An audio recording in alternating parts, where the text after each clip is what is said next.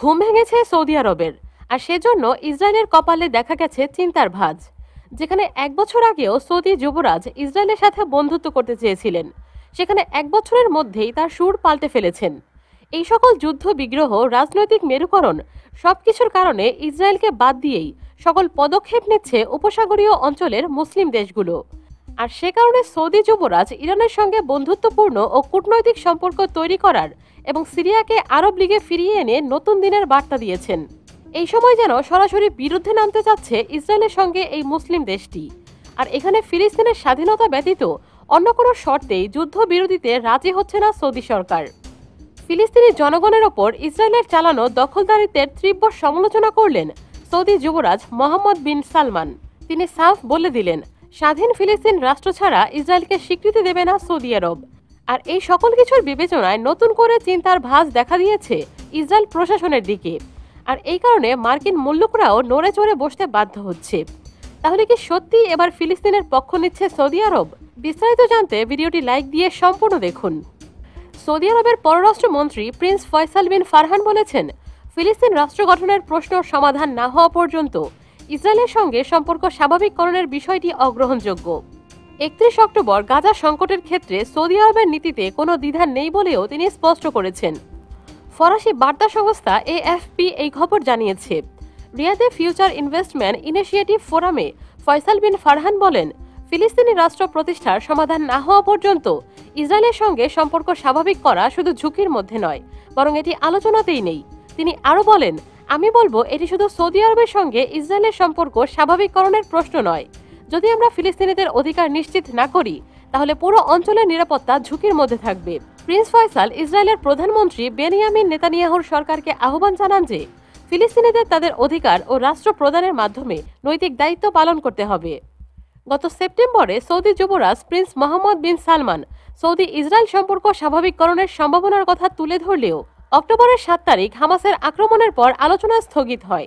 এরপর গাজায় ইসরায়েলের পাল্টা হামলায় মৃত্যু বাড়তে থাকায় সৌদি আরব অন্যান্য আরব ও ইসলামিক দেশের সঙ্গে মিলে ইসরায়েলের নিন্দা জানায়। সৌদি পররাষ্ট্রমন্ত্রী উত্তর গাজায় ইসরায়েলের অবরোধ ও সামরিক হামলাকে গণহত্যা হিসেবে অভিহিত করেছেন। লেবাননে যুদ্ধবিরতি ও ইসরায়েলি হামলা বন্ধের আহ্বানও জানান তিনি। প্রিন্স ফয়সাল বলেন, আমরা কোনো সরাসরি আলোচনার অংশ নয়, তবে যুদ্ধবিরতির জন্য যুক্তরাষ্ট্রের প্রচেষ্টাকে সমর্থন করি।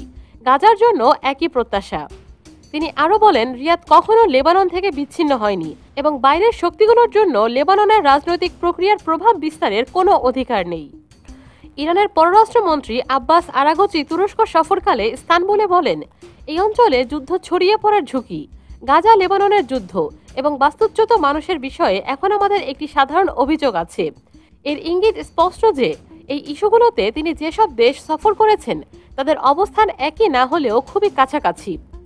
ইসরায়েলি প্রধানমন্ত্রী নেতানিয়াহু যখন বারবার ফিলিস্তিন রাষ্ট্র প্রতিষ্ঠার দাবি অস্বীকার করছেন, তখন সৌদি আরব গণমাধ্যম এবং কূটনৈতিক ফোরাম সব জায়গাতেই এই ইস্যুকে জিইয়ে রাখার চেষ্টা করে যাচ্ছে। আরব বিশ্বের নেতা হিসেবে পরিচিত সৌদি আরব সাম্প্রতিক সময়ে বারবার বলেছে, ইসরায়েল যদি আমাদের পাশে পেতে চায় তাহলে একমাত্র পথ হল ফিলিস্তিনি রাষ্ট্র প্রতিষ্ঠা। গাজার ধ্বংসস্তূপের নিচে জীবন্ত চাপা পড়া শিশুদের ছবি, মৃত সন্তানের সামনে মায়েদের আহাজারি এবং ক্ষুধার্ত ফিলিস্তিনিদের জন্য খাদ্য প্রবেশে ইসরায়েলি বাধাদানের চিত্র, এ সবকিছুই সৌদি আরবের নেতৃত্বকে ফিলিস্তিন রাষ্ট্র ইস্যুকে উপেক্ষা করা অসম্ভব করে তুলেছে। সৌদি ব্যবসায়ী ও রাজ পরিবারের ঘনিষ্ঠ এবং নিয়ম প্রকল্পের উপদেষ্টা বোর্ডের সদস্য আলী শিহাবি বলেন, গাজা যা করেছে তা হলো এই অঞ্চলে ইসরায়েলের অঙ্গীভূত হয়ে যাওয়ার বিষয়টি পিছিয়ে দিয়েছে। তিনি আরও বলেন, সৌদি আরব দেখেছে যে ইসরায়েলের সঙ্গে যে কোনো সম্পর্ক গাজার ঘটনার পর থেকেই ক্রমেই বিষাক্ত হয়ে উঠেছে। যদি না ইসরায়েলিরা তাদের অবস্থান পরিবর্তন করে এবং একটি ফিলিস্তিন রাষ্ট্রের প্রতি সত্যিকারের প্রতিশ্রুতি না দেখায়, ইসরায়েল ক্রমাগত এই দাবি অস্বীকার করছে, তাহলে এই অবস্থান খুব একটা বদলাবে না। এখনো পর্যন্ত সৌদি আরব ও এর উপসাগরীয় মিত্ররা ইরানের কূটনৈতিক পদক্ষেপের আন্তরিকতা নিয়ে সন্দিহান, কারণ ইরানের দুই তথাকথিত প্রক্সি হামাস ও হিজবুল্লাহ ইসরায়েলের সঙ্গে লড়াই করলেও অন্য প্রক্সি ইয়েমেনের হুতিদের অস্ত্র ও সমর্থন করে যাচ্ছে। আর হুতিরা একসময় সৌদি আরবের তীব্র বিরোধিতা করেছে। এ বিষয়ে আলী শিহাবি বলেন, ইরানিরা রিয়াদের প্রতি হাত বাড়ালে সৌদি আরব কখনো ফিরিয়ে দেবে না, আর ইরান যদি সত্যি আন্তরিক হয় সেটি হবে মধ্যপ্রাচ্যের সত্যিকারের পুনর্গঠন। সৌদি আরব ও ইরান দীর্ঘকাল ধরে আঞ্চলিক আধিপত্যের লড়াই করে চলেছে। এই দুই দেশের প্রতিদ্বন্দ্বিতা মূলত ইসলামের প্রধান দুই ভাগের সুন্নি ও শিয়া মধ্যকার লড়াই থেকে উদ্ভূত। আর হামাস, হিজবুল্লাহ ও হুথি ইরানের সেই আধিপত্যের আকাঙ্ক্ষারই ফসল।